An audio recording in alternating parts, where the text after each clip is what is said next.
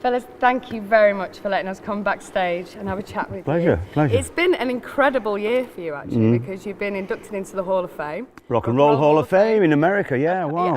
And the release of Midas. The Midas Touch album was in the top 20. Fantastic. And you're touring as well. And we're touring. We're so busy. 25-day tour all around the UK, doing beautiful theatres like this. What could be better? Fantastic theatre. Yeah, this is our home for the day.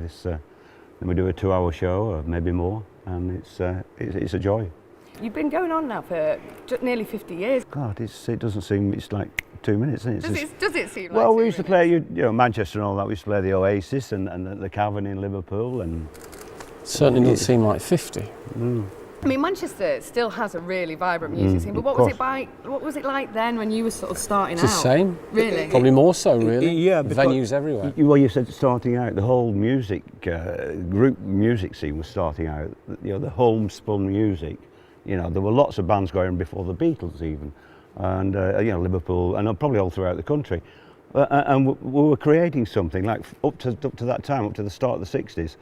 It had been like solo singers and crooners and family entertainment and things like that. And then American rock and roll had hit, and Bill Haley and Presley and Little Richard, and we absorbed that, and then we got going in making records in 1963. And the amazing thing was we sort of repackaged what we'd absorbed from the American, the jazz and the blues that we'd listened to as kids.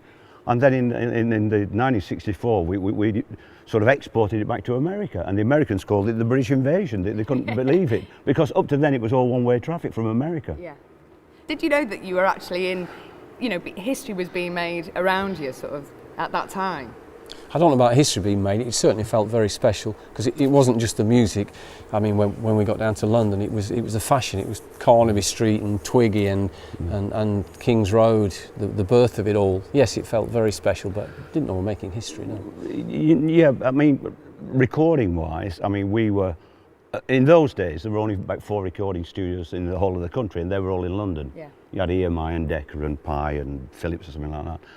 And so, to go down from the north of England, where 5 working lads jumped in the van, went down there, we'd audition, we'd pass the test, to walk into Abbey Road studios, where Elgar and people like that recorded, and what we did, we went in there, did a performance, like, okay, red lights on, go, and you record your songs, your set list from what you'd done at the Oasis, and you record it onto 1/4-inch tape.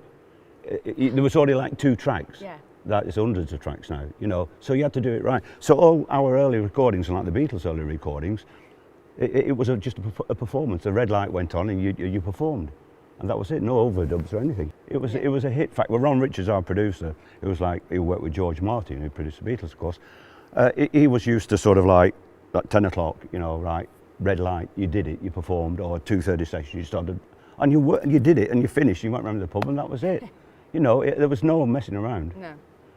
There was later on, but you earn your stripes sort of thing. As the 60s went on, we could take more time, and we had all-night sessions and things like that. When you got to sort of like... I bet you've got some stories. It was much more a natural progression. I mean, it was like your hobby.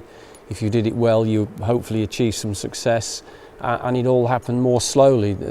These days, on these so-called talent shows, they go on there, and the next thing you know, they're doing like Wembley Stadium. You can't do that, We started off in tiny clubs, and then got bigger clubs, and then got theatres, and you learn your trade. Did it take you a long time to sort of find what the Hollies was, were about? Not really. It was very, very natural. Often people sort of say, how do you work those harmonies out that you do in the choruses? Well, to be honest, we don't really. I remember many years later we worked with Mike Batt, a great friend of ours, and he wanted us to routine songs, and I remember him, we were sort of singing the 3-way harmony, and he'd go, hang on, this is the chord on the piano, what are you singing? I'm singing this. No, it isn't here, you can't do it. Well, I've been singing notes like that for many years, how's it sound? He said, well, it sounds great, stick with it. So it just wasn't preempted as much as it is. We never went by the book. I think that was a sort of keynote for British bands as well, as compared to American bands, whether it was drummers or musicians. We always sort of like we're off the wall a little bit. You've actually had more hits than the Beatles, so how would you sort of, is there one fine element of making a hit, or where do you get your influence from to make such fantastic records?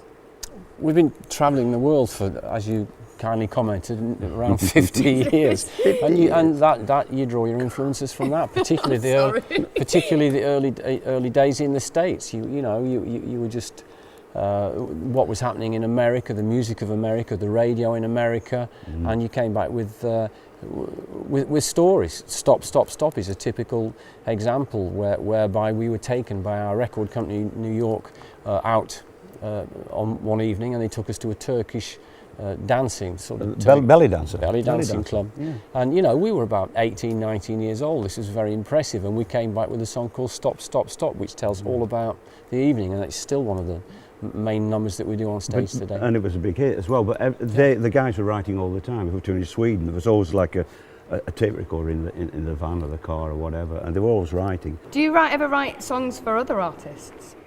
Other artists have covered our songs, but not specifically written. No, not really. As Bob's, for instance, the Everly Brothers did almost an entire album of our songs many years ago, but that just happened by the way. They'd heard the hits we were having in America, and they wanted to meet us when they were in London, and we got together with them one Sunday afternoon.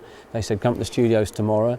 We did, and within a week or less, they'd recorded an entire album. Wow. Yeah, and we played. How does that make you feel that someone is sort of is doing that? Do you find that a compliment, or it was a fantastic compliment, wasn't it? But it's what goes around comes around. In the old days, two of the guys would stand outside I think it was the Midland Hotel in Manchester, when the Evs were staying there, touring the country, and we were kids, and to then for the circle to come round. And we got this call, I think we were doing the London Palladium or something, and Rod, our man, said, hey, it's Phil Everly on the phone. Have you got any songs for him? And as Tony said, went to the studio, but they did our songs. They did 3/4 of that album are Hollies songs, but we also played on the tracks as well. Tony was on guitar, along with Jimmy Page on guitar as well. Yeah, and John Paul Jones was on bass, and I was up north getting some washing done, I think, at the time, but I played on 2 tracks, I think, yeah. You've actually toured with some amazing bands. Have you got a favourite or a particular gig that it's? Well, little stories like when we first went to the States and we played at the Paramount Theatre in New York. We did 5 shows a day, and Little Richard was on that show, and his guitar player then was an unknown Jimi Hendrix. So things like that. We used to tour with the Stones, and we would do 6 weeks tours with the Stones. And the Kinks on the set. Tell us any stories from these times? Don't mention Marianne Faithfull. You'll be all right then. Yeah. And it was Milky Bars, I think. Anyway, no.